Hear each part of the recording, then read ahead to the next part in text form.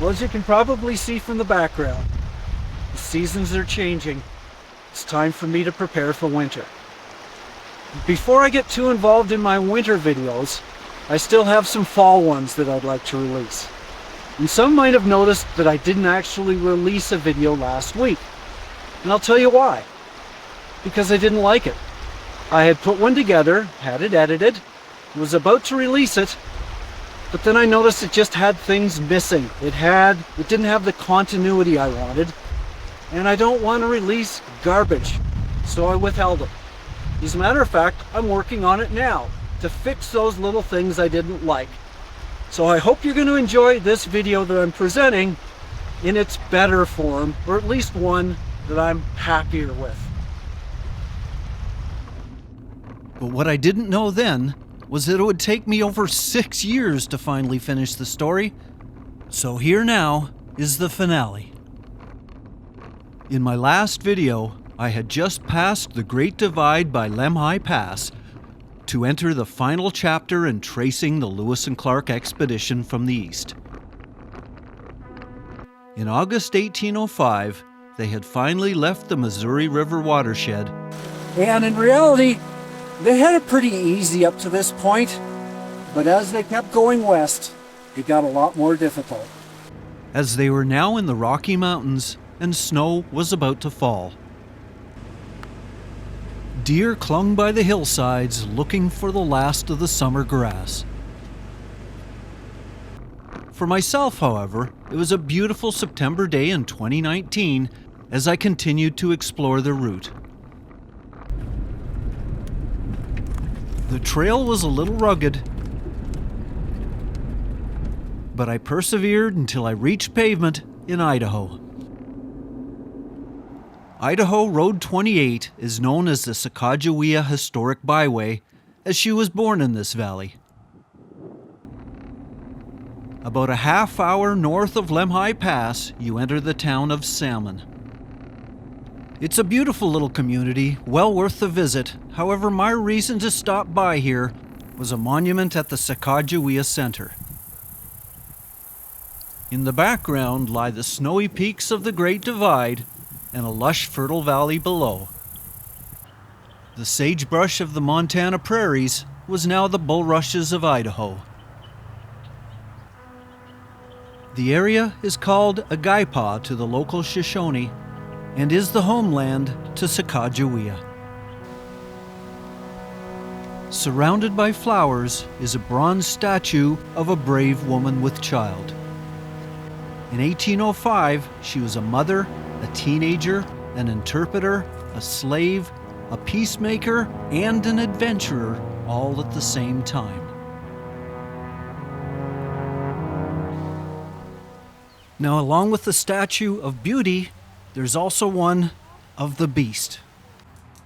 This is Seaman, Meriwether Lewis's faithful companion. Something to make the dog lovers happy, I guess.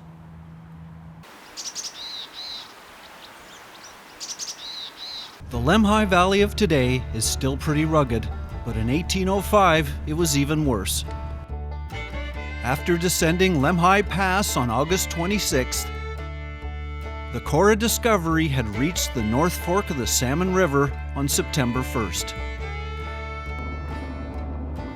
They'd abandoned their boats and purchased horses from the Shoshone and hired a native guide to lead them across the mountains on a route which is now Highway 93.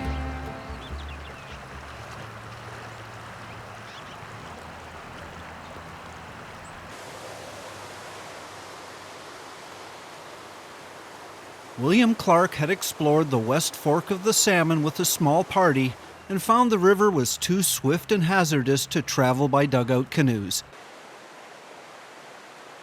They therefore decided to go up the North Fork of the Salmon.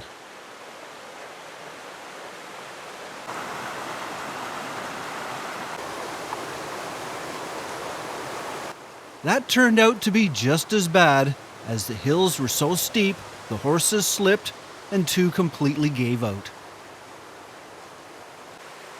Captain Lewis, however, did discover a new plant, the snowberry. As I headed north on Highway 93 to the Lost Trail Pass, I was also leaving Idaho and returning to Montana. But for Lewis and Clark, on September 3rd, 1805, they were heading up a ridge back across the Great Divide. It was the most difficult ascent they'd ever experienced, as there was no trail and it snowed. On September 4th, they met a large group of Northwest Indians who were very friendly and traded for food and more horses. The valley was a lot easier to traverse, and by September 13th, they made it to an area now called Packer Meadows.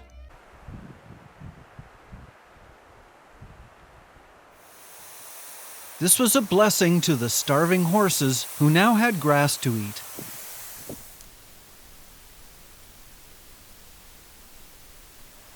Although today it is not an official campsite, I nonetheless managed to squeeze my camper between the trees.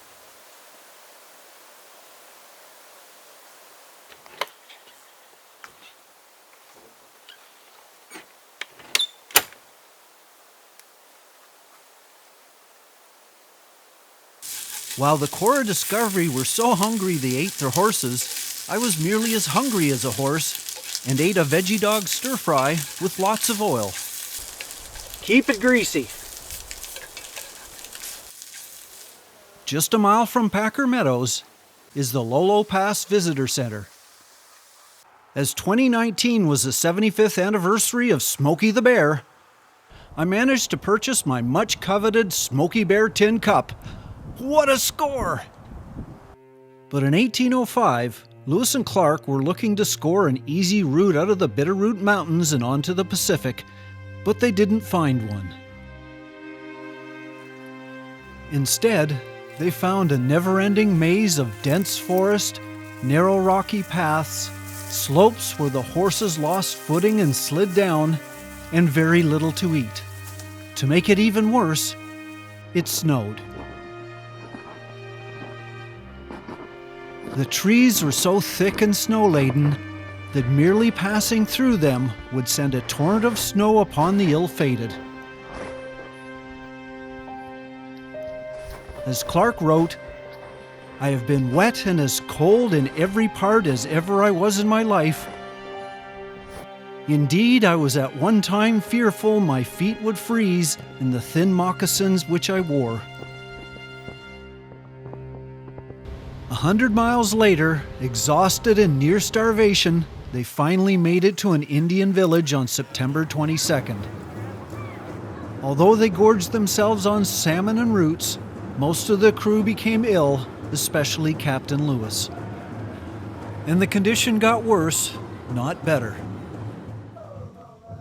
The Nez Perce winter diet consisted of dried fish and the roots of the wild camas plant.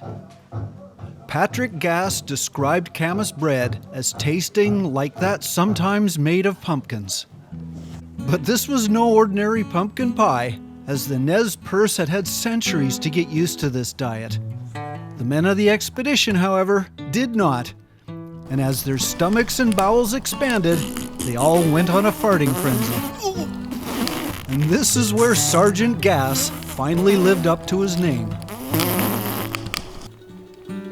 I had my own herbal remedies, as rose hips are plentiful in the fall. Gather a few in a tea ball,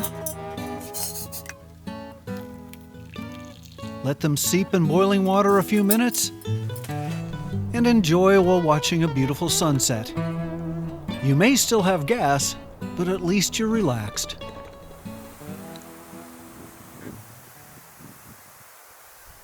On September 25th, I was packed up and ready to descend Lolo Pass.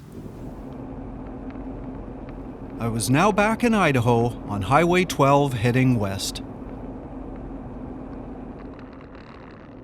2 hours later, the Clearwater River was right beside me.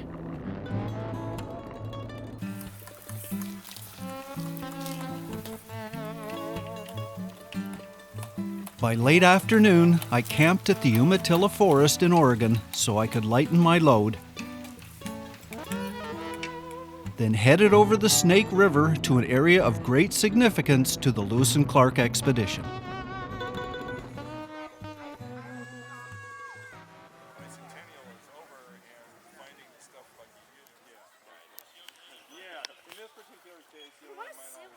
For the first time since I started this exploration into history, I finally caught up with the past. I no longer needed to just imagine what it was like to be part of the Cora discovery 214 years ago, as the explorers had been transported into the present. There's Lewis and Clark talking to their fans. I'm sure they got lots of selfies to keep in their journals. The beauty and elegance of the native dancers was stunning.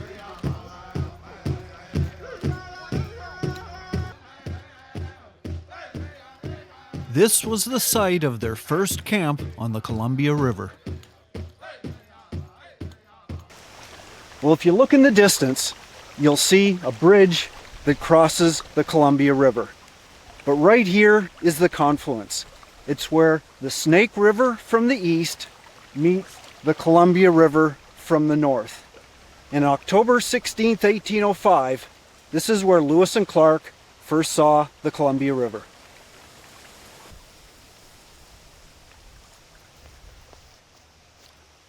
Along with the park and events was the Sacajawea Museum. It has some great miniatures of the traditional villages in the area, as well as the likeness of the museum's namesake. The plaques again relay the importance of the native women in the expedition's crew, as without one, they surely would have perished.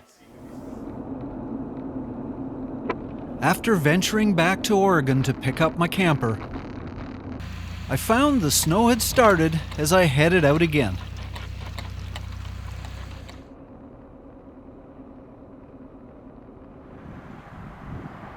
My next campsite was near Rufus, Oregon, on the banks of the Columbia River.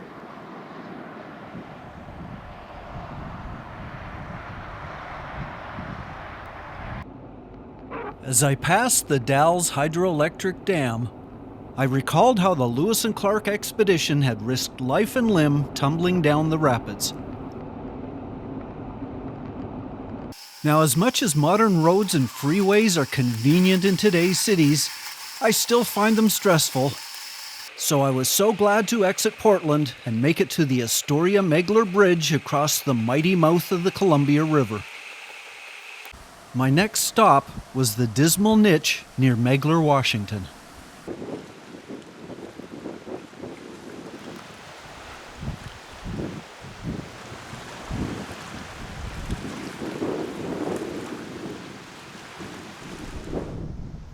This was the site of one final struggle to reach the Pacific. Now, I've had some pretty bad campsites in my time, but not as bad as the ones that Lewis and Clark had right here. This is the Columbia River, and just around the bend is the Pacific Ocean. They were so close, but they got stuck here, and it's called the Dismal Niche.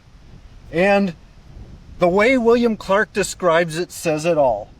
November 12th, 1805, light for a short time when the heavens came darkened by a black cloud, the hard rain succeeded and lasted until 12 o'clock. And the way he wrote succeeded was S-U-C-K, seeded. So it really succeeded here. I think that's funny. How the men survived punishing winds, waves, and cold was testament to their bravery, but when it was all said and done, it still sucked. A few days later, Captain Lewis and a small party hiked overland to the Pacific, which is now near Cape Disappointment State Park.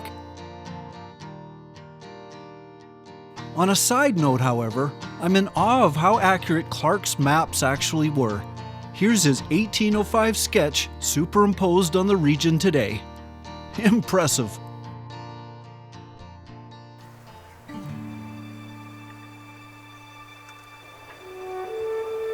Well, this is it, the mighty Pacific Ocean. And this is where Lewis and Clark climbed up a hill, looked around and realized this was the end of the journey. This is as far as they were going to go. And to celebrate it, they called it Cape Disappointment. I mean, come on, guys. I mean, I understand you figured you'd just do a little paddling up the Missouri River, over a few hills, paddle down the Columbia River, and it would be really easy and everybody could do it. Well, of course it's not going to be that. If you wanted to do it that way, you might as well call it Cape Duh, because there is no easy West Passage. But really, you guys should have been more optimistic. Like, call it Cape, thank God we made it here alive kind of deal. Cape Awesome. That's what it really should have been named. And that's what I'm going to call it. Lewis had hoped to find a trader's boat to send a note to Jefferson, as well as to procure much needed supplies. But unlike today, there were none. Instead was a vast ocean of blue.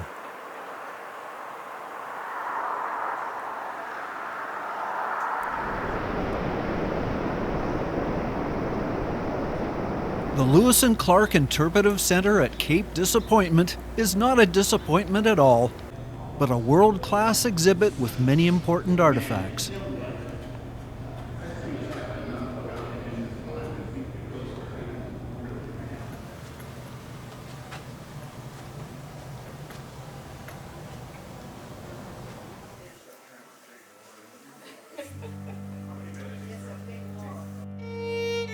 In 1805, the year was ending, so in December they constructed a winter camp across the Columbia that they called Fort Clatsop.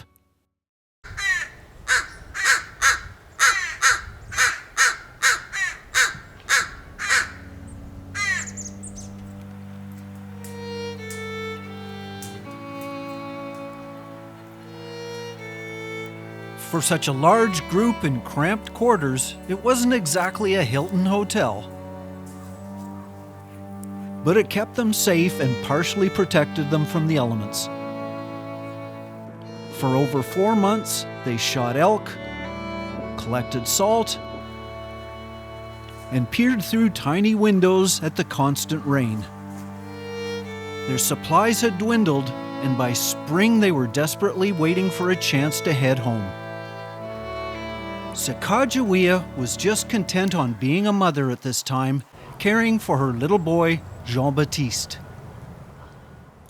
Fort Clatsop today is near Astoria off Highway 101, and where I camped is called Nat Creek Campground off Highway 30. And I do recall a couple of guys camped beside me near that picnic table. As I had lent them an air pump for their air mattresses, they invited me that night to their campfire. We sat around watching the flames, sipping beers and talking about life. They worked at a fish processing plant nearby and were taking a weekend break. It wasn't until later that I realized their heritage, as they were so excited about having tickets to see their music idol, Buffy St. Marie. I still regret not turning on a camera.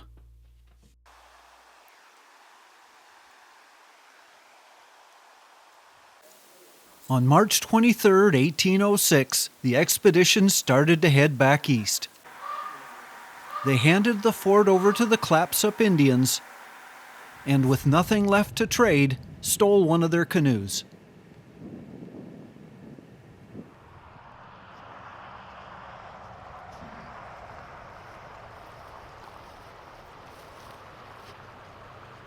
After getting back over the mountains, the Lewis and Clark expedition on their way back east split up, with Meriwether Lewis's team going north to explore the Marias River and William Clark's team going southeast to explore the Yellowstone.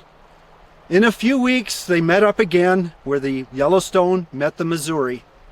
And although Meriwether Lewis had his challenges, William Clark didn't have it as bad, although he did lose most of his horses. Eventually, though, they did meet up, and back down the Missouri they went. Just north of Conrad, Montana today, there's an unusual signpost. Although it depicts Lewis and Clark, it also shows an indigenous woman with child, suggesting Sacajawea. There is, however, no name or description, which is no accident.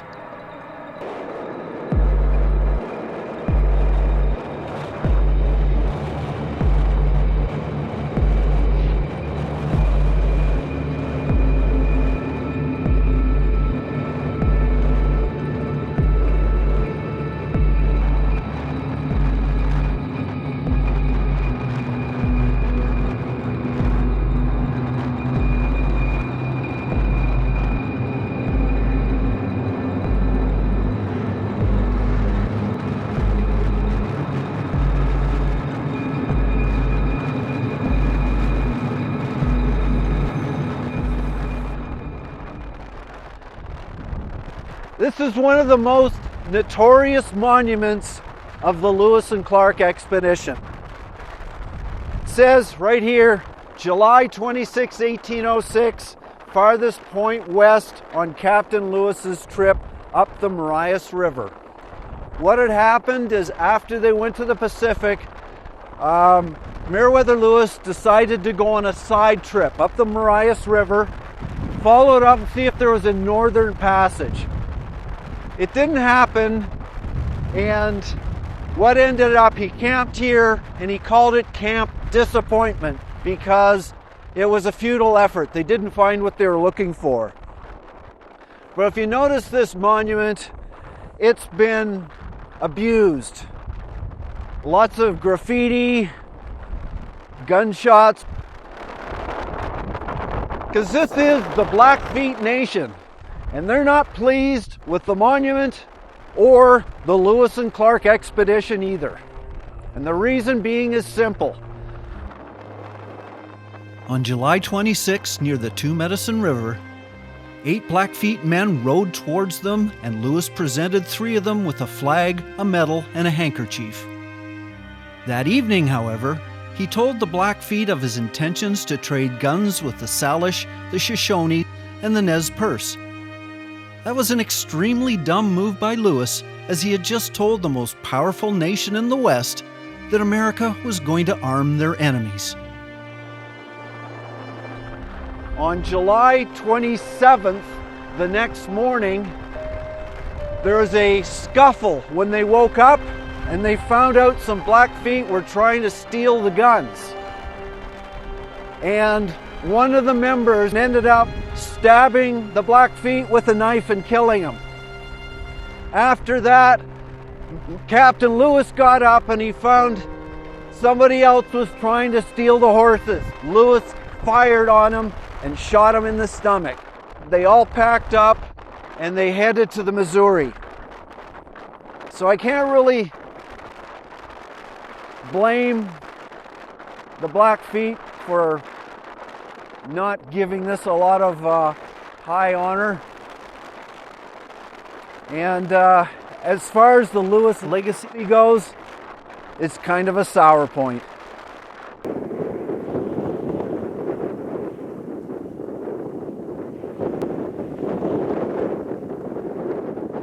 Even the crows empty their bowels on this obelisk.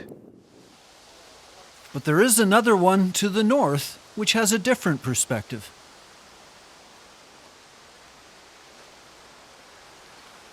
It's on this spot in June 1793 that Alexander Mackenzie, with his assistant Alexander Mackay, 6 voyageurs and 2 Plains Indians, passed by here on the way from Canada by land to Bella Coola on the Pacific Ocean, becoming the first Europeans to travel by land from the Atlantic to the Arctic and the Pacific Oceans.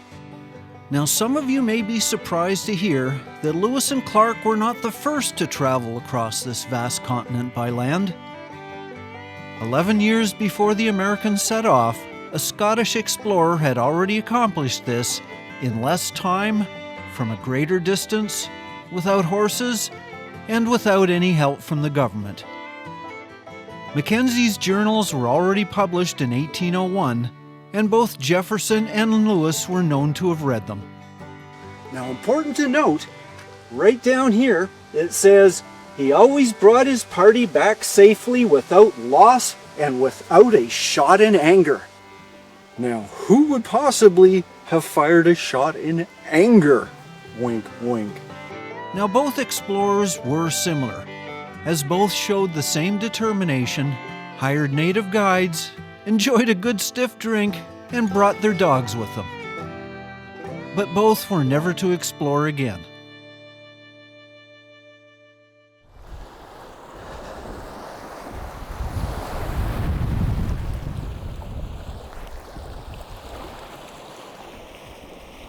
As far as the aftermath of the Lewis and Clark expedition, some did well, others did not. On September 23, 1806, the expedition returned to St. Louis. All the enlisted men were paid double wages and large land warrants for their efforts. Civilians and sergeants were paid more, and of course, Lewis and Clark shared the biggest piece of the pie. Most of the men melted back into society, with a few heading west again as mountain men. When they passed the Mandan tribe, the Corps said goodbye to the French-Canadian trapper, his son, and his woman. And while Toussaint Charbonneau was paid for his efforts and given a horse and teepee, Sacajawea received nothing.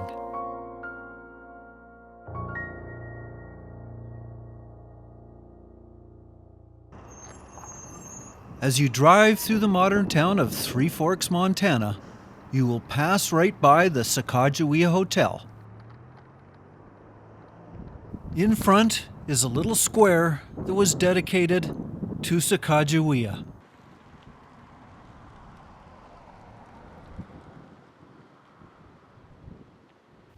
Although there are many statues, paintings, and tributes to this legendary young lady, I prefer this one the most, as she is posed looking over her shoulder to the west. It's the direction of her homeland as a child, and where she traveled with some dignity on the Lewis and Clark expedition. But there's one more monument in Tennessee to revisit.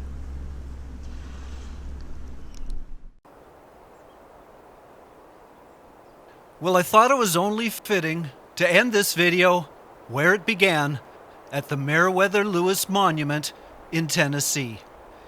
It was 5 years ago that I stood on this spot, and a lot has changed in the nation as a whole, and a lot has changed in my journey, in my travels since I first was here. Because I really didn't know what the legacy was of Meriwether Lewis.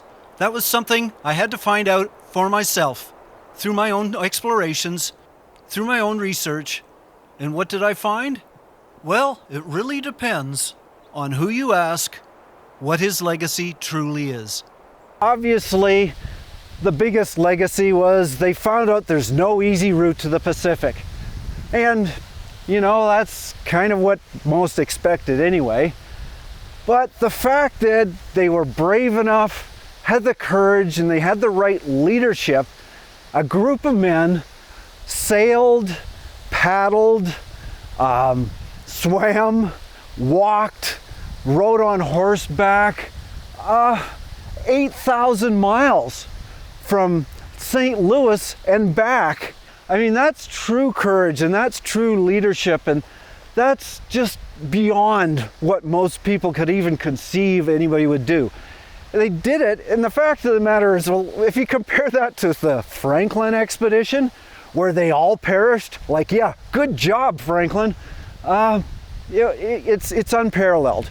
I think if you asked a geologist, a cartographer, a biologist, a meteorologist, they'd say his legacy was his notes. He was a great note taker. He was meticulous.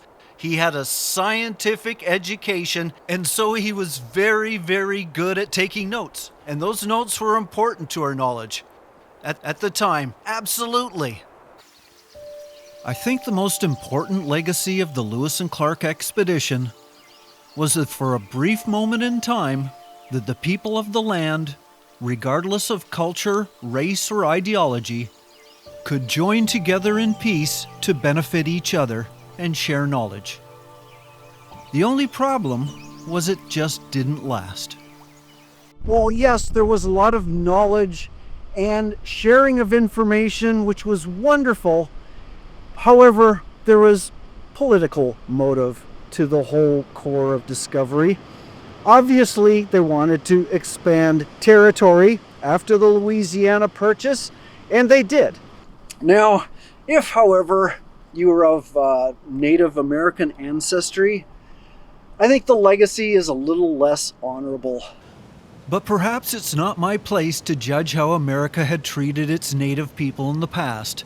However, I would like to note that just 20 miles from the Meriwether Lewis Monument is another historical marker, the Trail of Tears. I would encourage all to learn that story. I really think the biggest credit has to go to the people they encountered, the tribes, the first people of the Northwest, because they're the ones that actually showed them where to go, showed them what to eat, and didn't kill them where they could have easily overpowered them, because there were warring tribes as well. I'd really like to at least give credit to those First Nations people that helped the Lewis and Clark expedition, because I don't really think they were well recognized.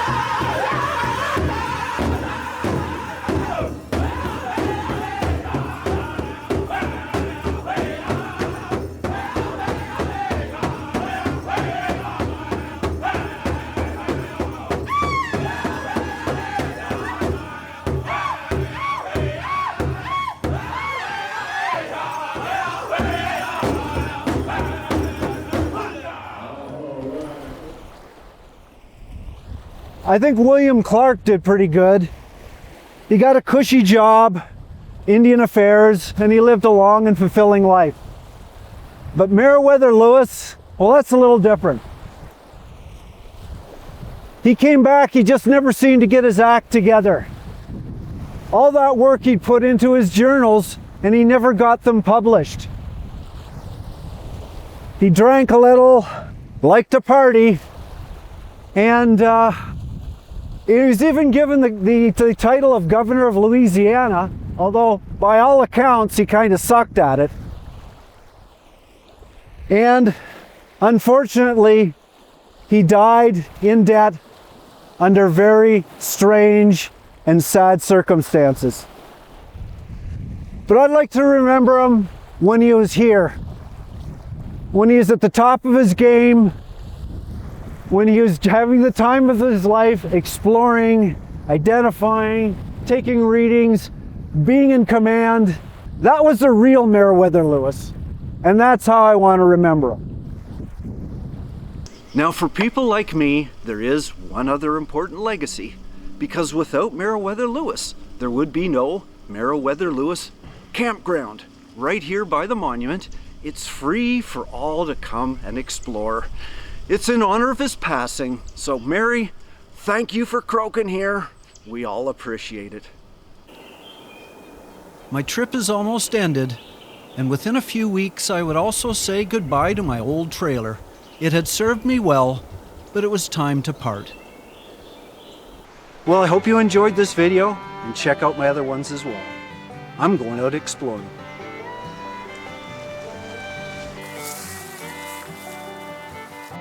I urge all of you to explore the cultural history of this planet, as well as the natural one that starts just beyond your own front door.